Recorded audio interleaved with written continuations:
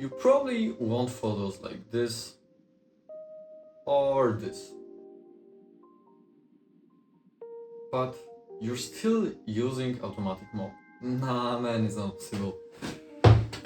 So today I'll teach you manual mode. What is ISO, aperture, shutter speed, white balance and stuff like that. If you're excited, leave a like, comment or subscribe. Anything will help. And now, let's go on to the video. So, first of all, turn on your camera and choose manual mode on this little knob right here.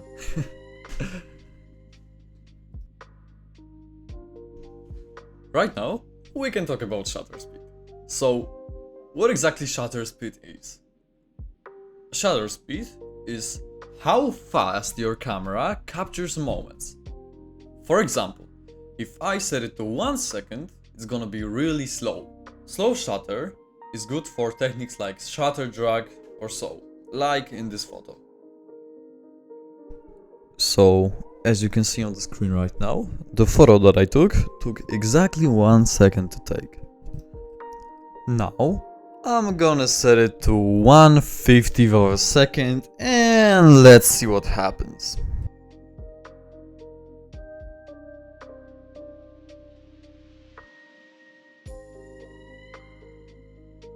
As you can see, the camera's response was a lot quicker. On the other hand, we have faster shutter speeds like 1 of 500 or 1 of 1000. Mainly, I try to stay at about 1 of 100 and above because I have less space to make the picture look unclear and blurry. But remember, experiment with it and you'll get it in practice. Also, one more little bonus here. If you're gonna be taking panning shots, try to stay at about 1 of 30 to 60 of a second. Because it gives you sharp object and that creamy blurry background that you want. Exactly like in this photo. Now, we have the aperture. Aperture controls two main things. First one is exposure. The lower/wider aperture lets more light in, and higher/more narrow lets less light in, so it means the photo will be darker. Second one is depth of field.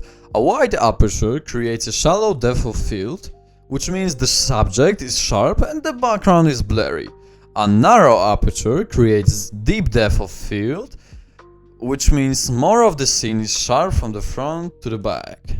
In short, aperture controls the brightness of your image and how blurry or sharp the background looks.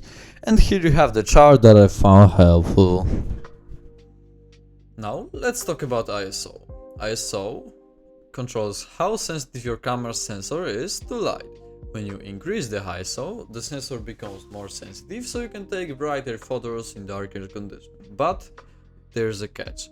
The higher the ISO, the more noise you get. So when you lower the ISO, the sensor becomes less sensitive, which gives you cleaner and higher quality images.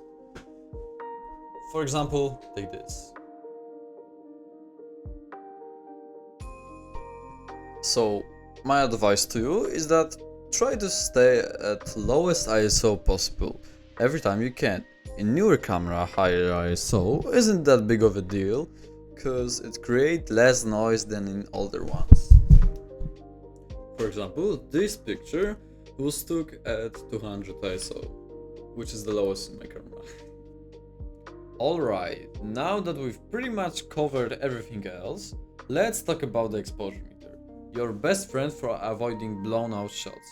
To get it right, just play with your ISO, shutter speed and the aperture until the image looks good to you and that meter lines up at 0.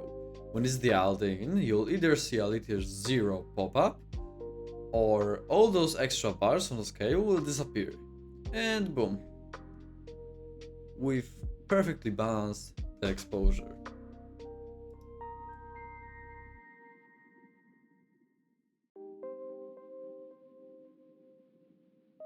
And that's all for today. Like and subscribe for more videos like this, and let me know what would you like to see in the next video. Yo!